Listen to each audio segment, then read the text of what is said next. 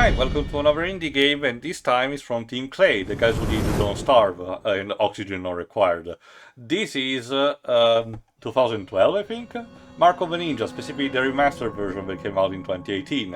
What is this? This is a two-hand-drawn animated, the side-scrolling stealth game. The creator of the game, I forgot his name, did mention specifically he wanted to create a game where a ninja actually did perform exclusively stealth, because most of the ninja games that are out there are mostly about combat in an hack and slash format, which is kind of true. You know, Ninja Gaiden, Strider, Shinobi, they tend to basically be beat 'em up or hack and slash. So instead he wanted to focus on something that almost entirely deals with stealth and some minor puzzle solving. So this is the result. The remastered version came out recently and basically polished things up with a higher resolution and reanimated all of the cutscenes so they look a bit less like Flash animation, and they're a bit more expressive. As for the concept of the story, probably someone in the team looked at Drake of the 99 Dragons and thought, you know what, let's do better than that. Wait. Did this game have a collab with TF2 at some point? I don't know about that. It is possible that you get an item from that. And well, protagonist, Silent of course, has a specific tattoo, and in this initial cutscene you get a general showcase of how the gameplay is supposed to behave, like make sure that the rooms are in darkness, try to separate the guards, and starts killing people left and right.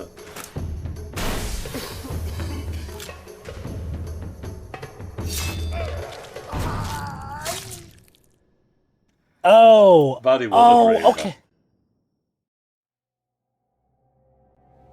That's because our first level is having the temple being under attack. Thankfully, our colleague, I forgot her name, but she's basically your major supporting character. She has come to actually help us from this. So she's gonna guide us. In case you're wondering about the voice acting, these are Canadian voice actors, some of them from the Ocean Group. We have some veterans from the Ocean dub of Dragon Ball, believe it or not. Ryan Drummond? No. The girl, the woman that just woke us up and is basically gonna be our tutorial. She's voiced, if I recall correctly, by Chi-Chi's Ocean dub voice actress. I'll check it. I'll check in the meantime. For the time being, here you go. This game is all about sensing your surroundings. Sound emits vibration. The light is and shadows is important. So there you go.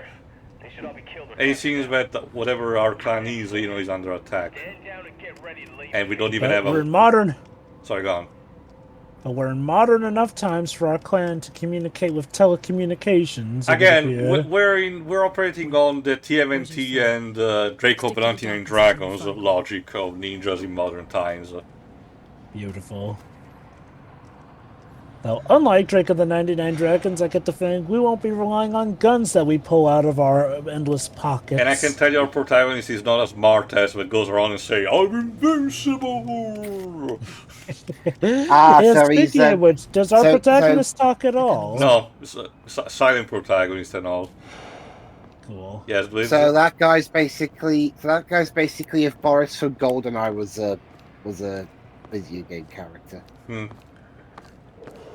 There you go. So, that's also your main gimmick. Again, stealth. You need to use the environment to your advantage. And while the game still follows a semi-linear structure, the game is structured so that you have sacks of an environment that allows you to strategize in a different kind of way if you want. Like you want to tackle things in a different order, or you want to use different solutions coming out in a room from a different angle if you want. Again, it's kind of like it's a proper theme park when if you want to define it like that. It basically just provides you, despite for linear corridor-esque, it still provides you with different tools and solutions to the problem. So the control is still firmly in the hands of the player. However, we cannot defend ourselves for the time being, so we need to actually use the underground. Go on, Joseph. So basically, this is essentially an indie ninja simulator, essentially. It's also weird because, again, if you play the stuff like Don't Starve and Oxygen Not Included, this is not the team's usual, type of game that they develop.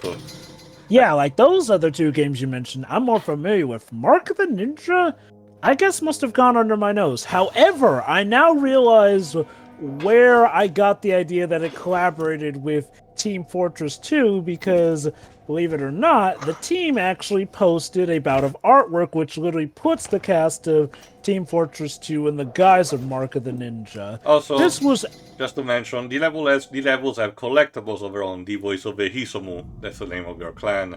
Again, it speaks either part story, part haiku. And it will tell you, for each level, the free way you collect in each level, the actual history of the clan. And again, they're part also for your total score. Basically, look out for these whenever you can. Go on, Drova. Takes off his blindfold. But yeah, basically back in the day, the team behind this posted a bout of his artwork to celebrate that the game was coming to Steam, which, as you know, is TF2's home base, essentially. Valve Thanks, and Gabe. everything, yeah. Again, this was because this was one of, again, for those who don't know, this was part of the initiative that in the Xbox 360 era, had Microsoft actually financing a couple of indie developers to have at least temporary exclusives that they will publish. If I recall correctly, Dust and Asian Tale also went with that, which later got added to Steam. But more recently, once the right reverted back to the original developer, in this case Studio Clay, they basically put their master version, which is also available for PS4 and Switch if you want. So there is that. And yeah, So I'm guessing this is our primary killing tool, the Sword of Tetsuji. You'll be able to see. Go on, Drova. So I'm guessing this remastered version does the usual stuff, adds in all the downloadable content, beefs up the visuals and audio and whatnot. Yeah, it doesn't really add anything new that, just buying the previous version would have had. But it's basically just more polished and runs better on modern PCs, which is all I can ask. Again, this game is just pretty much fine as it is. So how well did it sell back in the day? I don't remember. I do remember that I got interested by just, browsing through Steam back in the day and noticing it, so I actually did bother to give it a look. This was not one of the games that was mentioned in the PlayStation magazine. I, was still reading a bit at the time, because obviously this was, Xbox 360 and PC exclusive back then. Let's see. It came out in 2012, so I may not have been focusing on indie gaming that much at the time. This was around the time where indies were starting to properly, have their voice speaking loud. And as a result, different new interesting ones were coming out by the dozen. Stuff like Braid, Bastion, for example, the aforementioned Dust and Asian Tale, and this was among them. And for obvious reasons, in 2013, indie games would really start to get a ton of attention with the announcement of Mighty Number 9, which, by extension, got people to... Okay, yes. Give me a second. You also have, because you're proper ninja, different types of tools at your disposal. In this case, not necessarily shurikens, but kunais. Kunais made of bamboo.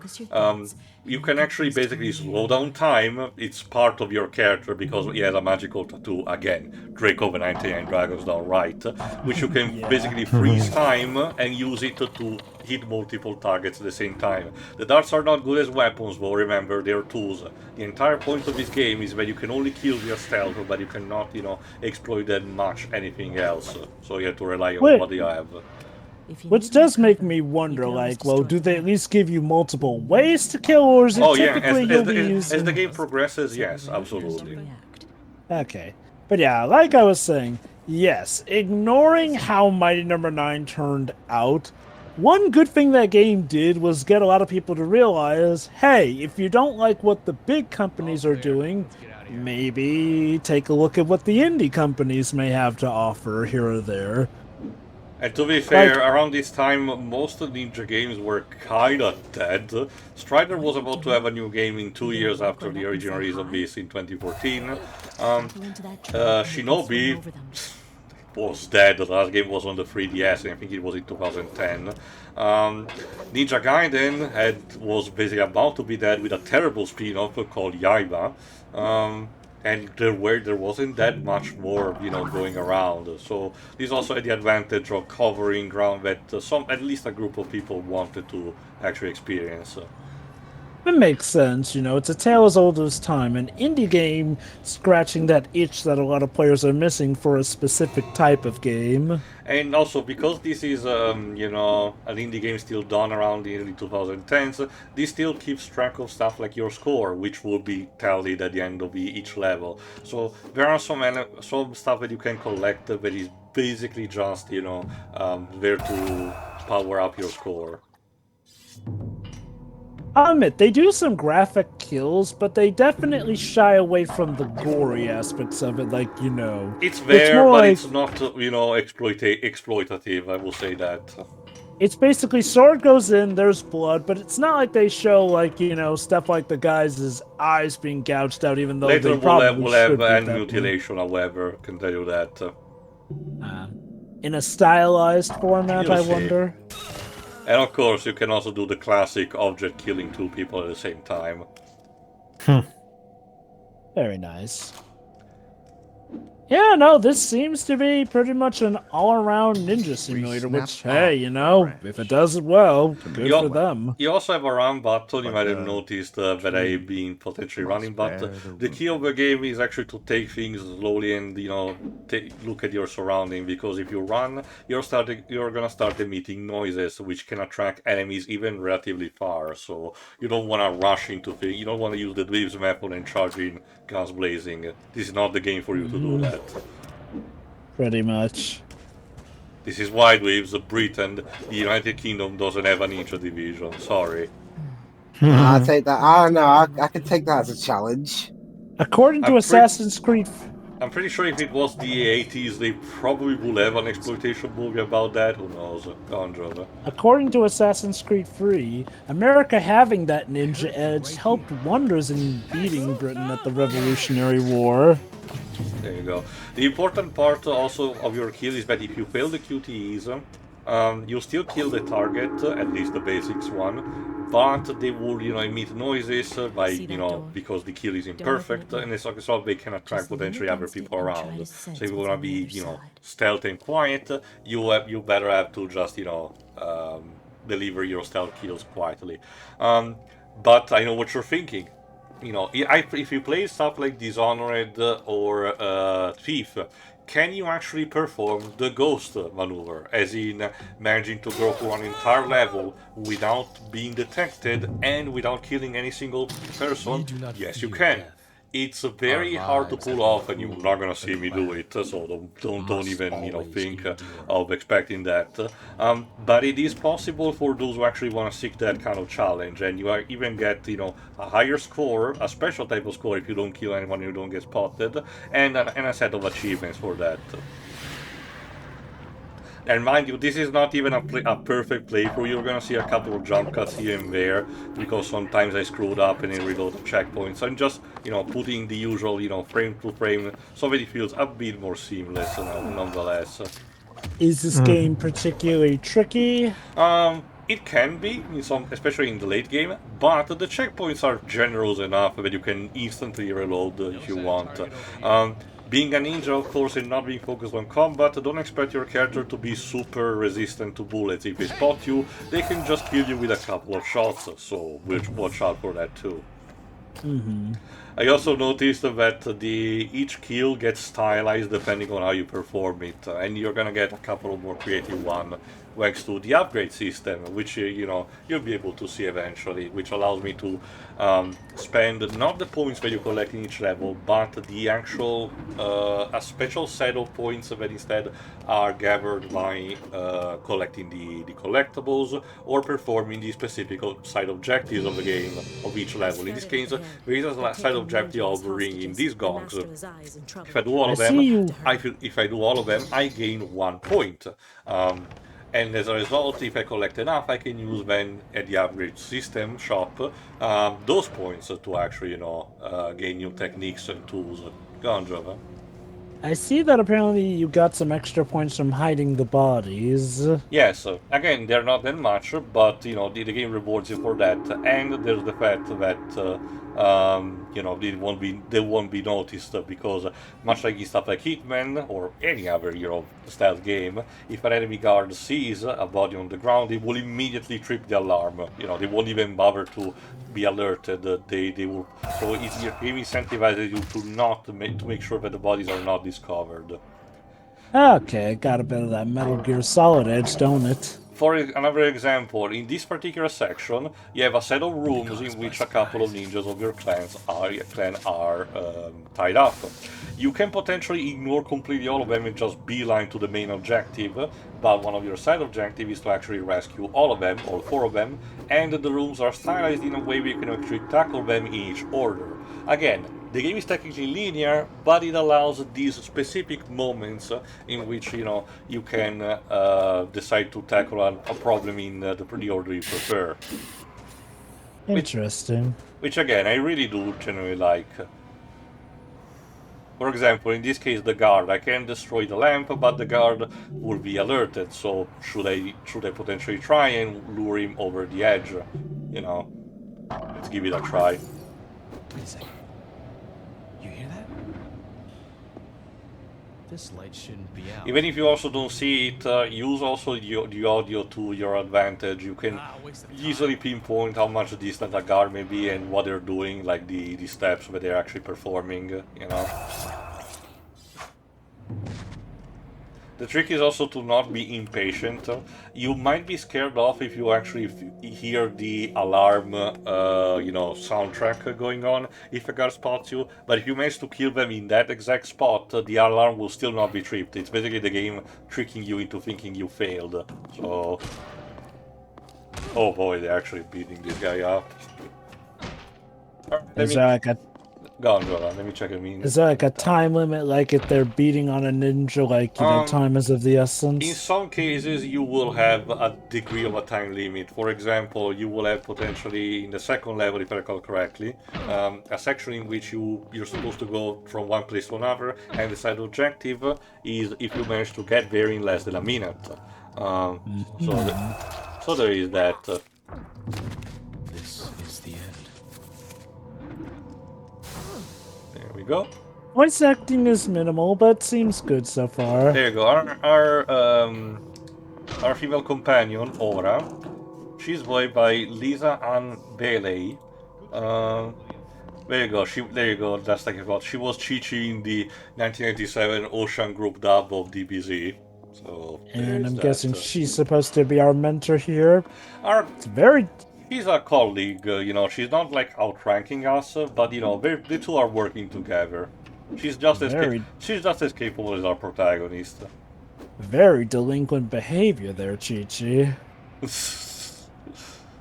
The DBA is actually not doing much these days. The last major roles that she had was for one dub of Gintama and the TV series Superbook.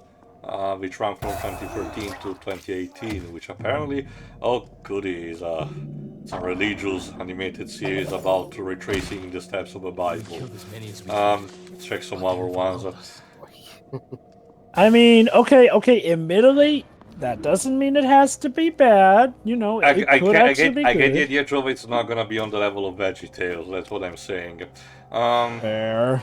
Well, I mean, that's a possibility. Sadly. Oh, there you go. Your actual Ninja Clan master, if I recall correctly, is voiced by Michael Dobson, which has voiced a fuck ton of things. I don't even know where to start. Let's see, he was in the Hulk 2003 video game we commented on as the leader. He was also in some live action movies like Dreamcatcher, so there is that. So again, the voice acting, like you said, Jove, it's not that much, but it does provide, different variety with, people who in Canada are relatively popular. So does this game have any foreground and background mechanics? Only for those objects that you see, like the lamppost in which your protagonist can get behind. I was wondering because it looks like there's something scurrying in the background based off of those cloud trails. No, the background is just there to, be present, like the night sky and stuff. But the foreground is for, again, these objects. When you hide, the ninja is actually, properly on the front, and if an enemy passes by, they would not notice him, as a result. Interesting. Like, the way that the game seems to typically be seems like how a detective vision in a game would be, but I'm guessing this is actually the norm of how it looks. Specifically how you are in the shadows. As you can see, also, the ninja does have instead of more proper color scheme, with a blue outfit and everything. But if they're standing in the light. But again, since your primary tool is basically for the shadows, it's best for you to be visualized like that. If anything, this was the time where the platformers did had the contrast level, the one. You play DuckTales Remastered, the Donkey Kong Country Returns and stuff like that, the one. So this actually takes a bit of inspiration from that. I get the feeling like maybe it's supposed to tie into the story, but it's interesting how color seems to only show up when A, you see a captured ninja fellow, or B, when you're killing someone. Oh, that's because, okay, when you're killing someone, yes, I'll grant you that. But remember, those are, the other cases are where you're under a source of light, So, there we go. So that's actually where, any object or person gets illuminated. So Fair let's enough. see. But yeah, seriously, what is that stuff that constantly seems to go along the edges? Like, at first I thought it was mice or rats going down, but no, it looks like puffs of smoke or shimmers of light traveling across the surfaces. If you mean like the small echoes, like the waves, looks like waves, those are the enemy footsteps, actually. These, again, you can track down every single major sound in terms of decibel produces those, So these are a good indication for you where an enemy might be, where and in the opposite, an enemy can, potentially find you if you actually meet, like in this case. He says run out, a bit more fast than usual, produce sounds which attracted the enemies, which I believe there are rats in the vents. It sounded serious. And now that they took out the chandeliers, even if they didn't kill the enemies, the room is plunged in darkness. So I think I also get it now. Like, those traveling waves also seem to show, like, where there's a door you can exit or enter from passage. that too, potentially, yes. Which means there should be something up there as well. Yeah, again, for example, they highlight stuff like the vents you can actually get into. So you do still have a map which, Castlevania Symphony of the Night style, but since it's hand-drawn, it gives a better indication of what, where you're supposed to go. And like I said, since there's still a relatively, linear structure to the game, finding alternate ways to get to your collectibles is much easier than it sounds. It's an interesting layout. It's very visual based to simulate, how a ninja would be hearing, essentially, the stuff. Must be something around here. Again, you can kind of tell that the makers of the game really wanted to capture the experience of a stealth-only ninja games instead of relying on just the beaten-up stuff. Which makes me wonder, Yes? will there be boss fights? Technically, yes, but you have to think of them in the scope of a stealth game, and I don't mean, Metal Gear Solid, because that one was a hybrid between stealth and shooter, and for a boss fight it remembered that you're supposed to, potentially use a gun. You will So see something like the Mr. Freeze boss fight from Arkham City? something like that, yes. Cool. And yeah, man, I like what okay, I see so mind far. you, like I said, you can potentially completely ignore an enemy if you want. You can just leave them there, and it will actually be recorded in your score at the end. Like I said, the most, adrenaline-inducing challenge is the ghost one for a stealth game, to make sure that you get to the end of a level without getting spotted, but at the same time without killing anyone, so it's like really nobody was there to begin with. So the challenge that's impossible for Dwibs. Yes, but The visuals in particular are very good. you can kind of I mentioned Decorating Dragons, but you can definitely see the inspiration from stuff like Batman the Animated Series. I can see why they would have had sure. to have. I can see why they sadly would have had to have been a little minimalistic because the You Punisher. picked the wrong guys to rob. With an Australian accent. It's time for the old man to retire, boys. Some of these cutscenes that you see they might be slightly, over animated a bit, but it's again because of the remastered factor that they decide to, reanimate it completely. So the characters might be a bit more expressive or move their arms in a slightly over the top way, but I don't mind that. And yeah, there's another mechanic, like in Batman the Arkham games, you can terrorize the enemies by using scare tactics. After all, remember, criminals are superstitious and cowardly lot, so same for these security guards. I was talking about in terms of the visuals. Is I like the HD 2D style that they go for. I can tell, sadly, they had to be a little minimalistic with what they could do because, drawing sprites sadly can take a lot more time. But today, our enemies have found us. We must strike back. We will fight for our survival and our honor. I foresaw this day would come. Keep in mind, And so, it's not just the case I that call with our upon protagonist the survive. champion Our to fight protagonist for is us. kind of special. has accepted Because the he has first that He will special defend the tattoo of clan. sorts. At a terrible cost. We will learn more about I that went technically in the to next one. eye. What happened to his hair? He's Caillou. Like, seriously, one Caillou minute he had became a hair. ninja.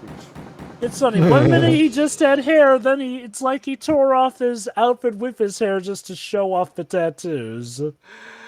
But again, more technically in the next part, where we actually, while getting on to the next mission, we will also get, an explanation on the origin of the powers of our protagonist. So see you for that. Sounds like fun. See ya.